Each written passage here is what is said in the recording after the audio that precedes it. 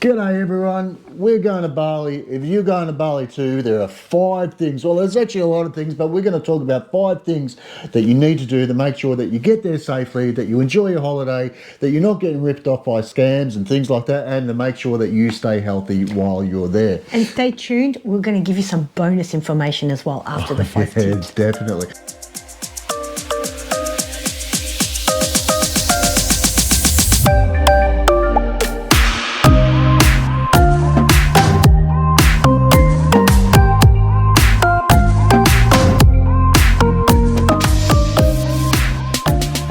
Together, we've done a lot of travel. We've travelled all over Asia, we've travelled all over the States, and we've travelled all over Europe. Bali is one of our destination favourites. We love Bali. We love the Balinese people. And over the years, we've been back and forth a few times. So let's talk about tip number 1. Michelle. Number 1, vaccinations. So obviously you don't want to get sick. When you're in Bali, I contacted my doctor and asked what I need, and there were some recommendations around hepatitis A and B, typhoid. I got my tetanus booster, and that's pretty much the main stuff. You don't need your COVID vaccinations to actually get into Bali, so that's changed recently.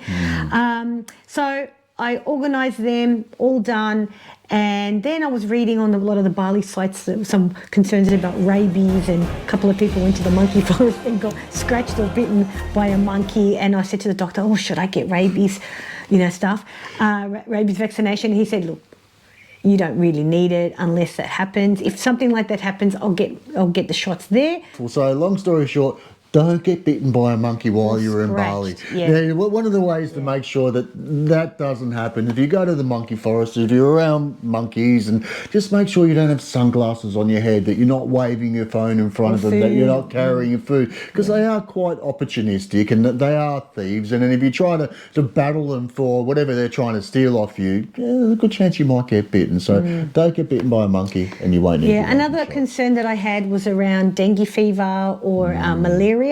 So when we first went to Bali, 25 years ago, we took malaria tablets. Now, I wasn't prepared to do that every day for a month before and so forth. So what I've done is invested in some really good insect repellent. I got a couple of Bushmans with a DEET, D-E-E-T. Apparently this ingredient, 40% DEET, and then you can get 80% DEET. But you can buy some stuff in Bali, but I thought I'll buy some good insect repellent here, just in case. We'll mostly use this when we're in the remote parts of Bali, because we're going to be there for 4 months, and we're literally going to be traveling all around Bali, in and out of hotspots, in the jungle, in the mountains, certain places where there are a lot of mosquitoes. Best to be safe. Yeah, if you're in Seminyak and just laying around by the pool, I've never put insect repellent on, but in this case, a bit more adventurous. And another last thing for this first tip is about medications. So I've got a doctor's letter, and I've stashed it in with the medication, so if we get stopped, we've got proof that it's ours. Tip number 2, international driver's license. Now, you can get around Bali without an international driver's license, and you can take the risk, but anywhere we go, we always make sure that we get our international driver's license. So we do get pulled over by the police, or if something does happen, we have an accident, we get hurt, we need to address insurance. Like Michelle said, we need to be covered. Bali, it's one of those places that you hear about where there were a police officer hiding around a corner, and you're right around the corner, they'll pull you over, and then they'll ask for your license, and you show them your Aussie license or your US license or wherever you're from, and they give you a fine. That's because you don't have that international driver's license. We've been pulled over in Bali, and they've pulled out my license and my international, and the police officer looks at me and goes, oh, okay, you've done on the your right way. thing. You've done the right thing. It's not a hard thing to get. It's very simple, very quick, very easy. Here in Australia, in Victoria, we go to the RACV. That's Royal Automotive Club of Victoria. Every other state in Australia has the RAC, and then of course the last letters are your state. It takes 15 minutes. Here's some footage of us actually going into and organising our international driver's license. It takes you 15 minutes, and it is well worth it. International driver's license, $52, and that includes the photo. You bring your own photo, $42. Number 3, apps on your phone. So you need to make sure that you've got all the appropriate apps before you get to Bali. That's the best tip, firstly. WhatsApp. If you've never heard of WhatsApp, it's a communication app, really useful. It's used all over Bali for all forms of communication. And look, Sam's been WhatsApping a lot of different people before we get to Bali to organize things for us. Another couple of apps that you might want to put on is the Gojek app. And the Bluebird app. So last time I went to Bali with the girls, a little bit of a different trip. You know, I wasn't on a scooter, but we made sure that we only caught the Bluebird taxis because they're metered and, you know, there's no mucking around. Or if you want a Gojek, which is a bit like an Uber situation, you can jump on someone's scooter. You can download the Gojek app or the Bluebird app. Definitely. I agree. It's a good app to have. And like Michelle said, when she was away with the girls, they were using it. I'm quite the opposite. I don't use the app. There's transport everywhere. So I literally just roll out of my hotel, and if I need to get down the street, I'll just grab the first guy that's riding past, and I sort of grab and go, hey, mate, here's $2 Australian. Take me wherever I need to go. And it's very easy. We have different approaches. You can see already. Yeah. I'm a bit more, I want to be organised, and he's just like, let's just come on, let's just do it. That's one of the beautiful things about Bali. It's easy. The travel there is easy. The locals are friendly. But if I am going to grab a taxi off the street, I still make sure it's a metered one. Or if it's not, I just negotiate before the ride. Another thing is Google Maps, which we all have on our phones, but Sam loves it. It's helped us a lot with accommodation and lots of things. So yeah, Google Maps has progressed a lot. I've got Google Maps, the offline maps through Google Maps as well. But I use Google Maps these days for accommodation. We'll roll into an area, we'll get there at 5 p.m. and I'll say, okay, what's available in relation to hotels? And I'll just jump on Google Maps, I'll type in accommodation and 50 places will turn up. If I see an accommodation that I want to use, there's two ways you can go about it. You can click on accommodation and go through Agoda or go through one of the accommodation sites, or you can just lob up to the front door of the accommodation and say, hey, you know what, this is the price I've got online. Can you beat it? Yeah, they always do beat it. When we get our SIM, we're going to get our SIM card and our plan for data, and really try to avoid using Wi-Fi if we can help it, because we'll have our own data. What you need to do is you can either do it at the airport, it's a little bit more expensive, or when you get to your hotel and your first day, go to one of the many phone providers, there's 10 on every street, and go and get a Telcom card. It's their provider, it's quite like Telstra in Australia. It's the most widely used. It costs $20. You get 5 gig, 40 gig, you can load it up, where you literally go to the phone provider and say, hey, I need a local SIM card. They'll put it in your phone, they'll set everything up. It's minimal cost. It's actually a lot cheaper than using an Australian provider because they will charge you a lot. They ping you every single day. If you're staying for a short time, that's fine. I've always used my Vodafone plan, $10 a day. It's no big deal if you're staying for 10 days. It's no big deal. But for us, we're staying for 4 months, so we need our own SIM card, our own data plan. And also, we've had to register our phone, so a little bit of playing around before we get to Bali. But I think you could probably get it done at the airport as well, the registration. You won't need to register your phones unless you're there for over a 3-month period. Yeah, which is us. Number 4, visas. So most of you will just go for a lovely holiday for a couple of weeks, so you actually don't have to worry about the visa. You will pay a visa on arrival. It's around $50, $52. When you get there, get to the airport, they'll ask you to pay that. But if you're staying for a bit longer, like us, you need to investigate some other visas. So the easiest visa to apply for, it's a little bit of mucking around, but it is worth applying for. It's the one you need if you're going to stay there for a length of time, is the B211A visa. If you look online, there's a lot of talk about this nomad visa that people can apply for. That doesn't exist. It's a myth. It always has been a myth. There was all the hope that the nomad or the digital nomad visa would turn up, but like I said, it doesn't exist. You need to apply for the B211A visa. You're on holidays, You get this visa, it lasts for 2 months. Then you have the option to renew it for an additional 2 months and then an additional 2 months. So you can stay in Bali for 6 months total without having to leave the country. There's some really good organisations, and here's one here. Now this place I used, they were very, very helpful. I would strongly recommend them. They responded very, very quickly to emails. I sent them the information that they needed to send. Filling out the information took no more than 15 minutes. All I needed to do was send them some details, some photographs and things like that. And within a week, we had a B2118. Backtrack to the beginning of that. If you're staying there for 2 months, go back to the one Michelle was talking about. Visa on arrival. When you get to the airport, you'll be ushered to the counter. You'll pay your $50. And that one, 30 days. It's 30 days, but you can renew that once. Yes, you can. It's just that we're there for 4 months, so we needed to go for the B2118 visa. Next thing on list is to talk about tip number 5. 5. Money. That's tip number 5, money. You don't need to worry about it. ATM machines everywhere. Oh, look, again, I like to be prepared for everything. So I like to take a combination of Aussie dollars, Bali, money exchanged already. Sam was not happy about that because I didn't get a good exchange rate. So don't go crazy. I've only got $50 here.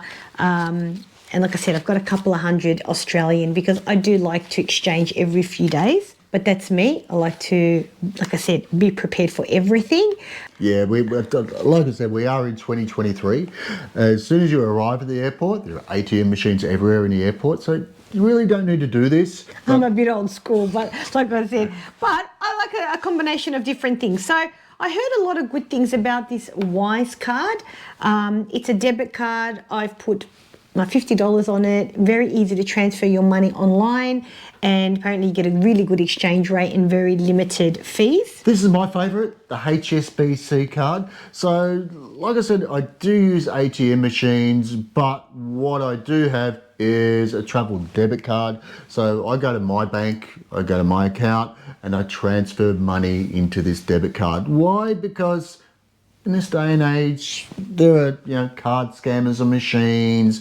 You can lose your card. Yeah. Something can We've happen, lost cards. and then people have access to all of your details. So it's better to use a travel debit card, something like this. Like I said, transfer money into it, and when it's empty, fill it up again. We have this travel visa, which is the latitude 28 degrees card, covering all bases to have some visa, have some debit, I have some cash. I've got a few things here. This is just a pouch that I've got from Kmart actually, and it's got the protection inside. That was like $12, very good. No steak knives attached to that. And this I got from the internet, just a little card holder that also protects you from people skimming your card. Everything's secure in these cases. In terms of cards, I think a variety is always best, and please protect it with some cases and stuff. Again, we're so different. But so different. Lastly, before I put this card away, the beauty of HSBC is there are no transaction fees. The exchange rate that you get is the most current and up to date. Old school, running around Australian dollars, going to money exchange places. If you've ever travelled before, you can see the rate that you get is always different. Balinese people, of course, if they're exchanging money, they're making a profit out of it. They need to. It's their business. You can do away with all of that these days. ATM machine, put some money, Balinese dollars in your pocket. When you run out, go back to the machine again.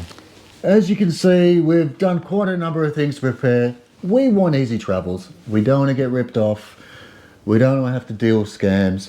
We really, really don't want to get sick, and we want to enjoy what we do. Are we done? Are we finished? No, some bonus. Bonus because you stuck around, you heard our 5 tips, and now a couple of bonuses. Before we go ahead with all of the bonus tips, please give us a like and subscribe, and follow us on our adventures. BreatheBali. Of course, no one wants BreatheBali. We've both had Bali Belly. I've never had Bali Belly. Oh, I thought you had Bali Belly. No, I've never had Bali Belly. I like to be prepared for every possibility. I've eaten 5-star places, friends. I eat local warongs. Local warongs. I love local warongs. You're eating at a place that's someone's owned for the last 30 years. They wake up in the morning, they go and get fresh produce. They only make enough food for their lunch rush. Locals are there. I mean, put it this way, we're looking at a business that if they mess up and they make people sick, they're going to lose their business, which is locals. So I love local warongs and the flavour of the food. I love the 5-star, but you can get BreatheBali anywhere. Yeah, so in preparation, always take hand sanitizer. If in the event you do get BreatheBali, of course, you're in a hotel, you contact the reception, they will bring a doctor out to see you in your room. I've got the anti-diarrhea tablets like Imodium, and I've got charcoal tablets. Yeah, charcoal's good. That I've heard is really good, especially for bloating. If you're a person you think my stomach's a little bit sensitive, it can actually strengthen your stomach. Probiotics. A month before you go to the chemist, buy some really good, the high-level probiotics. Double strength, and take probiotics every single day for a month leading up. You'll actually not only feel improved gut strength here in Australia, but it'll do a lot of good. Yeah, there's a drink that it's called Pocari Sweat, and you get it at the Quickie Mart. Next bonus tip. Insurance.